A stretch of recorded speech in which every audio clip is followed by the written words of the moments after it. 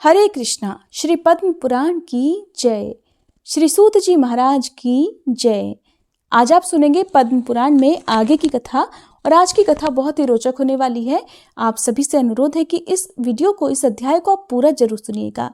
आप कथा सुनने के साथ ही वीडियो को लाइक और कमेंट्स जरूर कर दिया कीजिए। कथा सुनने के साथ ही आप इतने मग्न हो जाते हैं कि शायद वीडियो को लाइक करना भूल जाते हैं।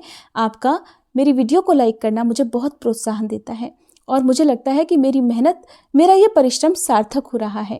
आप सभी अपना सहयोग हर दिन बिना कहे जरूर दिया कीजिए। श्री सूत जी कहते हैं, पश्चिम समुद्र के तट पर द्वारका नाम से प्रसिद्ध एक नगरी है। वहाँ योग शास्त्र के ज्ञाता एक ब्राह्मण देवता सदा निवास करते थे। उनका नाम था शिव शर्मा। वे वेद शास्त्रों के अच्छे विद्वान थे। उनके 5 पुत्र हुए जिन्हें शास्त्रों का पूर्ण ज्ञान था। उनके नाम इस प्रकार हैं: यज्ञ शर्मा, वेद शर्मा, धर्म शर्मा, विष्णु शर्मा और सोम शर्मा।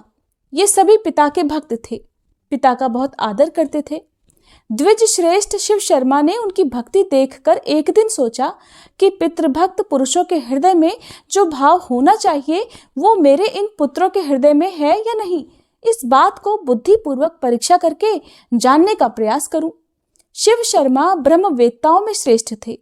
उन्हें उपाय का ज्ञान था। उन्होंने माया द्वारा अपने पुत्रों के सामने एक घटना उपस्थित की।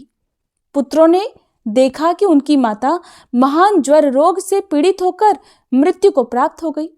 तब वे अपने पिता के पास जाकर कहने लगे, तात, हमारी माता अपने शरीर का परित्याग करके चली गई। अब उनके विषय में आप हमें क्या आज्ञा देते हैं? द्विज श्रेष्ठ शिव शर्मा ने अपने भक्ति परायण ज्येष्ठ पुत्र यज्ञ शर्मा से कहा, बेटा, इस तीखे हथियार से अपनी माता के सारे अंगों को टुकड़े टुकड़े करके इधर उधर फेंक दे। पुत्र ने पिता की आज्ञा के अनुसार ही कार्य किया। पिता ने भी ये बात सुनी। इससे उन्हें उस पुत्र की भक्ति के विषय में पूर्ण निश्चय हो गया। अब उन्होंने दूसरे पुत्र की पितृभक्ति जानने का विचार किया। फिर वेद शर्मा के पास जाकर कहने लगे, बेटा, मैं पत्नी के बिना नहीं रह सकता। तुम मेरी आज्ञा मानकर जाओ और समस्त सौभाग्य संपत्ति से युक्त जो स्त्री मैंने देखी है उसे मेरे लिए यहाँ बुला कर लाओ। पिता के ऐसा कहने पर वेद शर्मा बोले, मैं आपका प्रिय कार्य अवश्य करूंगा पिताजी। और ऐसा कहकर वे अपने पिता को प्रणाम करके चले गए और उस स्त्री के पास पहुंचकर कहने लगे, देवी, मेरे पिता तुम्हारे लिए प्रार्थना करते हैं। यद्यपि वे वृद्ध हैं, फिर भी तुम मेरे अनुरोध से उन पर कृपा करके उनके अनुकूल हो जाओ। वेद शर्मा की ऐसी बात सुनकर माया से प्रकट हुई उस स्त्री ने कहा, ब्राह्मण, तुम्हारे पिता बुढ़ापे से कष्ट पा रहे हैं, अतः मैं कदापि उन्हें अपना पति नहीं बनाना चाहती। उन्हें खांसी का रोग है, उनके मुंह में कफ भरा रहता है। इस समय दूसरी बीमारियों ने भी उन्हें पकड़ रखा है। रोग के कारण वे शिथिल और कमजोर हो गए हैं, अतः मुझे उनका समागम नहीं चाहिए। मैं तो तुम्हारे साथ रमण करना चाहती हूँ। मैं तुम्हारा प्रिय कार्य करूंगी। तुम दिव्य लक्षणों से संपन्न, दिव्य रूपधारी और महान तेजस्वी हो, इसलिए मैं तुम्ही को पाना चाहती हूँ। मानद, उस बूढ़े को लेकर क्या करोगे? मेरे शरीर का उपभोग करने से तुम्हें समस्त दुर्लभ सुखों की प्राप्ति होगी। विप्रवर, तुम्हें जिस जिस वस्तु की इच्छा होगी वो सब मैं तुम्हें लाकर दूंगी, इसमें बिल्कुल भी संदेह नहीं है। ये महान पाप भरे अप्रिय वचन सुनकर वेद शर्मा ने कहा, देवी, तुम्हारा वचन अधर्मयुक्त, पाप मिश्रित और अनुचित है। मैं पिता का भक्त और निरपराध हूं, इसलिए मुझसे ऐसी बात मत कहो। शुभे, मैं तो अपने पिता के लिए ही यहाँ आया हूं और उन्हीं के लिए तुमसे प्रार्थना करता हूं। इसके विपरीत दूसरी कोई बात मत कहो। मेरे पिताजी को ही स्वीकार कर लो। देवी, इसके लिए तुम चराचर प्राणियों सहित त्रिलोकी की जो जो वस्तु चाहोगी वो सब निस्संदेह मैं तुम्हें अर्पण करूंगा। और अधिक क्या कहूं, देवताओं का राज्य आदि भी अगर तुम्हें चाहिए हो तो मैं तुम्हें लाकर दे सकता हूं। वह स्त्री बोली, यदि तुम अपने पिता के लिए इस प्रकार दान देने में समर्थ हो तो मुझे इंद्र सहित संपूर्ण देवताओं का अभिदर्शन कराओ। वेद शर्मा बोले, देवी, मेरा बल, मेरी तपस्या का प्रभाव देखो। मेरे आह्वान करने पर ये इंद्र आदि श्रेष्ठ देवता यहाँ आ पहुंचे। तब वहां पर उपस्थित हुए देवताओं ने वेद शर्मा से कहा, द्विज श्रेष्ठ, इस समय हम तुम्हारा कौन सा कार्य करें? वेद शर्मा बोले, देवगण, यदि आप लोग मुझ पर प्रसन्न हैं तो मुझे अपने पिता के चरणों में पूर्ण भक्ति प्रदान करें। एवं अस्तु कहकर संपूर्ण देवता जैसे आए थे वैसे ही लौट गए। तब उस स्त्री ने प्रसन्नता से कहा कि तुम्हारी तपस्या का बल मैंने देख लिया, देवताओं से मुझे कोई काम नहीं है। अगर तुम मुझे मुहमांगी वस्तु देना चाहते हो और अपने पिता के लिए मुझे ले जाना चाहते हो तो अपना सिर अपने ही हाथों काटकर मुझे अर्पण कर दो। वेद शर्मा ने सुना तो कहने लगे, देवी, आज मैं धन्य हो गया। शुभे, मैं पिता के लिए अपना मस्तक भी दे दूंगा, ले लो ले लो। ऐसा कहकर द्विज श्रेष्ठ वेद शर्मा ने तीखी धार वाली तेज तलवार उठाई और हंसते हंसते अपना मस्तक काटकर उस स्त्री को दे डाला। खून में सने हुए उस मस्तक को लेकर वह शिव शर्मा के पास गई। स्त्री ने जाकर कहा कि विप्रवर, तुम्हारे पुत्र वेद शर्मा ने मुझे तुम्हारी सेवा के लिए यहाँ भेजा है और ये मेरे हाथ में उनका मस्तक है, इसे ग्रहण करो। इसको उन्होंने अपने हाथ से काट कर दिया है। उस मस्तक को देखकर वेद शर्मा के चारों भाई कांप उठे। उन पुण्यात्मा बंधुओं में इस प्रकार बात होने लगी, अहो, धर्म ही जिसका सब कुछ था, वो हमारी माता सत्य समाधि के द्वारा मृत्यु को प्राप्त हो गई। हम लोगों में ये वेद शर्मा ही परम सौभाग्यशाली थे जिन्होंने पिता के लिए अपने प्राण दे दिए। ये धन्य तो थे ही और अधिक धन्य हो गए। शिव शर्मा ने उस स्त्री की बात सुनकर जान लिया कि वेद शर्मा पूर्ण भक्त था। इसके बाद उन्होंने अपने तीसरे पुत्र धर्म शर्मा से कहा, बेटा, ये अपने भाई का मस्तक लो और जिस प्रकार ये जी सके ऐसा कोई उपाय करो। सूत जी कहते हैं, धर्म शर्मा भाई के मस्तक को लेकर तुरंत ही वहां से चल दिए। फिर उन्होंने पिता की भक्ति, तपस्या, सत्य और सरलता के बल से धर्म को आकर्षित किया। उनकी तपस्या से खींचकर धर्मराज धर्म शर्मा के पास आए और इस प्रकार बोले, धर्म शर्मन, तुम्हारे आह्वान करने से मैं यहाँ उपस्थित हुआ हूँ। मुझे अपना काम बताओ, मैं निसंदेह उसे अवश्य पूरा करूंगा।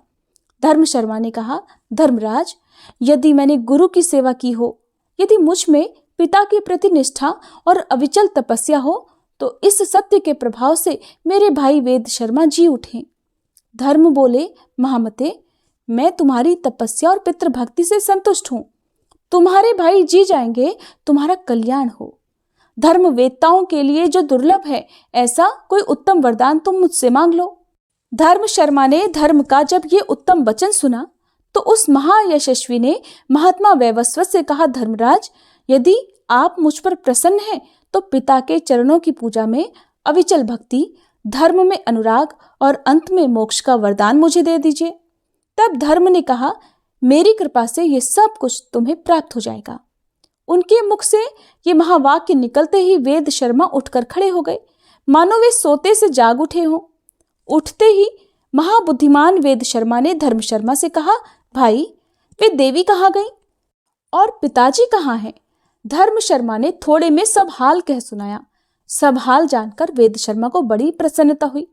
उन्होंने धर्म शर्मा से कहा, प्रिय बंधु, इस पृथ्वी पर तुम्हारे जैसा मेरा हितैषी कौन है?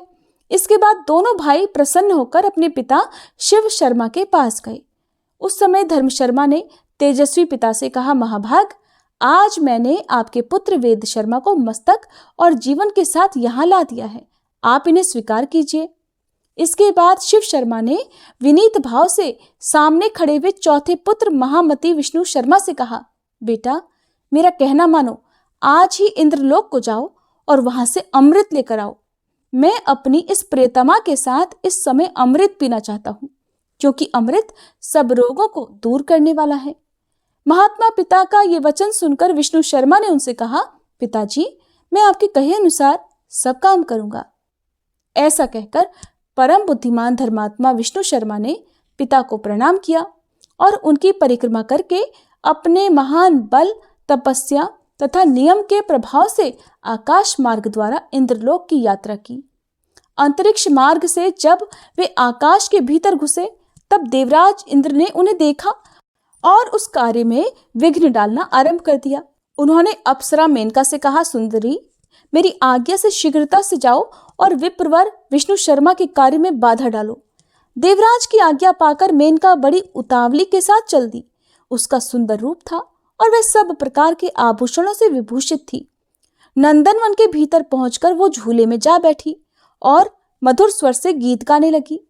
उसका संगीत वीणा के स्वर के समान था। विष्णु शर्मा ने उसे देखा और उसके मनोभाव को समझ लिया कि ये मेरी तपस्या में बाधा डालने आई है। उन्होंने सोचा, ये एक बहुत बड़े विघ्न के रूप में उपस्थित हुई है और देवराज इंद्र ने ही इसे भेजा है। ये मेरी भलाई नहीं कर सकती। ऐसा सोचकर वे जल्दी ही आगे बढ़ गए। मेनका ने उन्हें जाते हुए देखा तो पूछा, महामते कहाँ जाओगे? विष्णु शर्मा बोले, मैं पिता के काम से इंद्रलोक में जाऊंगा। वहां पहुंचने के लिए मुझे बहुत जल्दी है। मेनका ने कहा, विप्रवर, मैं कामदेव के बाणों से घायल होकर इस समय तुम्हारी शरण में आई हूं। यदि धर्म का पालन करना चाहते हो तो मेरी रक्षा करो। विष्णु शर्मा बोले, सुमुखी, मुझे देवराज का सारा चरित्र मालूम है। तुम्हारे मन में क्या है ये भी मुझसे छुपा नहीं है। तुम्हारे तेज और रूप से विश्वामित्र आदि दूसरे लोग ही मोहित होते हैं। मैं शिव शर्मा का पुत्र हूं। मुझ पर तुम्हारा जादू नहीं चल सकता। अबले मैं योग सिद्धि को प्राप्त हूं, तपस्या से सिद्ध हो चुका हूं। काम आदि बड़े बड़े दोषों को मैंने पहले ही जीत लिया है। तुम किसी दूसरे पुरुष का आश्रय लो, मैं इंद्रलोक को जा रहा हूं। ऐसा कहकर द्विज श्रेष्ठ विष्णु शर्मा शीघ्रता से चले गए। मेनका का प्रयास निष्फल हो गया। देवराज के पूछने पर मेनका ने सब कुछ बता दिया। तब इंद्र ने बारंबार विघ्न उपस्थित किया, किंतु महायशस्वी ब्राह्मण ने अपने तेज से उन सभी विघ्नों का नाश कर दिया। उनके उपस्थित किए हुए भयंकर विघ्नों का विचार करके महातेजस्वी विष्णु शर्मा को बड़ा क्रोध हुआ। उन्होंने सोचा, मैं इंद्रलोक से इंद्र को ही गिरा दूंगा और देवताओं की रक्षा के लिए दूसरा इंद्र बनाऊंगा। वे इस प्रकार विचार कर ही रहे थे कि देवराज इंद्र वहां आ पहुंचे और बोले, महाप्राज्ञ विप्र, तपस्या, नियम, इंद्रिय संयम, सत्य और शौच के द्वारा तुम्हारी बराबरी करने वाला दूसरा कोई नहीं है। तुम्हारी इस पितृभक्ति से मैं देवताओं सहित परास्त हो गया। साधु श्रेष्ठ, तुम मेरे सारे अपराध क्षमा करो और मुझसे कोई वर मांगो, तुम्हारा कल्याण हो। तुम्हारे मांगने पर मैं दुर्लभ से भी दुर्लभ वर दे दूंगा। ये सुनकर विष्णु शर्मा ने देवराज से कहा, आपको महात्मा ब्राह्मणों के तेज का विनाश करने की कभी चेष्टा नहीं करनी चाहिए इंद्र, क्योंकि यदि श्रेष्ठ ब्राह्मण क्रोध में भर जाएं तो समस्त पुत्र पौत्रों के साथ अपराधी व्यक्ति का संहार कर सकते हैं। इसमें बिल्कुल भी संदेह नहीं। यदि आप इस समय यहाँ न आए होते तो मैं अपनी तपस्या के बल से आपके इस उत्तम राज्य को छीनकर किसी दूसरे को दे डालने का विचार कर चुका था। मेरी आंखें क्रोध से लाल हो रही थी, किंतु आपके आने से मेरा भाव बदल गया। देवेंद्र, आप आकर मुझे वर देना चाहते हैं तो अमृत दीजिए, साथ ही पिता के चरणों में अविचल भक्ति प्रदान कीजिए। इस प्रकार वार्तालाप होने पर देवराज इंद्र ने प्रसन्न मन से ब्राह्मण को अमृत से भरा घड़ा लाकर दिया और वरदान देते हुए कहा, विप्रवर, अपने पिता के प्रति तुम्हारे हृदय में सदा अविचल भक्ति बनी रहेगी। ऐसा कहकर देवराज ने ब्राह्मण को विदा किया। इसके बाद विष्णु शर्मा अपने पिता के पास जाकर बोले, तात, मैं इंद्र के यहाँ से अमृत ले आया हूँ। इसका सेवन करके आप सदा के लिए निरोग हो जाइए। शिव शर्मा पुत्र की ये बात सुनकर बहुत संतुष्ट हुए और सब पुत्रों को बुलाकर कहने लगे, तुम सब लोग पितृभक्ति से युक्त हो और मेरी आज्ञा के पालक हो, इसलिए प्रसन्नता पूर्वक मुझसे कोई वर मांगो। इस भूतल पर जो दुर्लभ वस्तु होगी वो भी तुम्हें मिल जाएगी। पिता की ये बात सुनकर वे सभी पुत्र एक दूसरे की ओर देखते हुए उनसे बोले, सुव्रत, आपकी कृपा से हमारी माता जो यमलोक को चली गई है जी जाएं।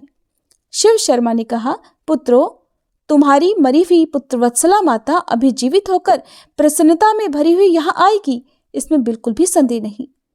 ऋषि शिव शर्मा के मुख से ये शुभ वाक्य निकलते ही उन पुत्रों की माता प्रसन्नता से भरी हुई वहीं आ पहुंची और बोली, मेरे सौभाग्यशाली पुत्रों, इसलिए संसार में पुण्यात्मा स्त्रियां पुण्य साधक पुत्र की इच्छा करती हैं, जिसका कुल के अनुरूप आचरण हो, जो अपने कुल का आधार तथा माता पिता को ताड़ने वाला हो। ऐसे उत्तम पुत्र को कोई भी स्त्री पुण्य के बिना कैसे पा सकती है। न जाने मैंने कैसे पुण्य किए थे, जिनके फल स्वरूप ये धर्म प्राण, धर्मात्मा, धर्मवत्सल तथा अत्यंत पुण्यभागी महात्मा मुझे पति रूप में प्राप्त हुए। मेरे सभी पुत्र पितृ भक्ति में रत हैं। इससे बढ़कर प्रसन्नता की बात मेरे लिए क्या होगी। अहो, संसार में पुण्य के बल से ही उत्तम पुत्र की प्राप्ति होती है। मुझे 5 पुत्र प्राप्त हुए हैं जिनका हृदय विशाल है और जिनमें एक से एक बढ़कर हैं। मेरे सभी पुत्र यज्ञ करने वाले, पुण्यात्मा, तपस्वी, तेजस्वी और पराक्रमी हैं। इस प्रकार माता के कहने पर पुत्रों को बड़ी प्रसन्नता हुई और वे अपनी माता को प्रणाम करके बोले, माँ, अच्छे अच्छे माता पिता की प्राप्ति भी तो बड़े पुण्य से होती है। तुम सदा पुण्य कर्म करती रहती हो। हमारे बड़े भाग्य थे जो तुम हमें माता के रूप में प्राप्त हुई, जिनके गर्भ में आकर हम लोग उत्तम पुण्यों से वृद्धि को प्राप्त हुए हैं। हमारी यही इच्छा है कि प्रत्येक जन्म में तुम ही हमारी माता और यही हमारे पिता हो। पिता बोले, पुत्रों, तुम लोग मुझसे कोई परम उत्तम और पुण्यदायक वरदान मांगो। मेरे संतुष्ट होने पर तुम लोग अक्षय लोकों का उपभोग कर सकते हो। तब पुत्रों ने कहा, पिताजी, यदि आप हम पर प्रसन्न हैं और वर देना चाहते हैं तो हमें भगवान श्री विष्णु के गोलोक धाम में भेज दीजिए, जहां किसी प्रकार की चिंता और व्याधि नहीं फटकने पाती। पिता बोले, पुत्रों, तुम लोग सर्वथा निष्पाप हो, इसीलिए मेरे प्रसाद, तपस्या और इस पितृ भक्ति के बल से वैष्णव धाम को जाओ। महर्षि शिव शर्मा के ये उत्तम वचन कहते ही भगवान श्री विष्णु अपने हाथों में शंख, चक्र, गदा और पद्म धारण किए गरुड़ पर सवार हो वहां आ पहुंचे और पुत्रों सहित शिव शर्मा से बारंबार कहने लगे, विप्रवर, पुत्रों सहित तुमने भक्ति के बल से मुझे अपने वश में कर लिया है। अतः इन पुण्यात्मा पुत्रों और पति के साथ रहने की इच्छा वाली इस पुण्यमयी पत्नी को साथ लेकर तुम मेरे परम धाम को चलो। शिव शर्मा ने कहा, भगवान, ये मेरे चारों पुत्र ही इस समय परम उत्तम वैष्णव धाम में जाएं। मैं पत्नी के साथ अभी भूलोक में ही कुछ समय बिताना चाहता हूँ। मेरे साथ मेरा कनिष्ठ पुत्र सोम शर्मा भी रहेगा। सत्यभाषी महर्षि शिव शर्मा के ऐसा कहने पर देवेश्वर भगवान श्री विष्णु ने उनके 4 पुत्रों से कहा कि तुम लोग दाह और प्रलय से रहित मोक्षदायक गोलोक धाम को चलो। भगवान के ऐसा कहते ही उन चारों सत्य तेजस्वी ब्राह्मणों का तत्काल विष्णु जी के समान ही रूप हो गया। उनके शरीर का श्याम वर्ण इंद्र नीलमणि के समान शोभा पाने लगा। उनके हाथों में शंख, चक्र, गदा और पद्म सुशोभित होने लगे। वे श्री विष्णु रूपधारी महान तेजस्वी द्विज पितृभक्ति के प्रभाव से विष्णु धाम को प्राप्त हो गए। जब वे चारों पुत्र गोलोक धाम को गए तब उनके साथ जो कुछ भी हुआ और वहां पर उन्होंने जो कुछ भी देखा उसका विस्तार पूर्वक वर्णन आप सभी अगले अध्याय में जरूर सुनिएगा। उम्मीद है आज की ये कथा आपको पसंद आई होगी।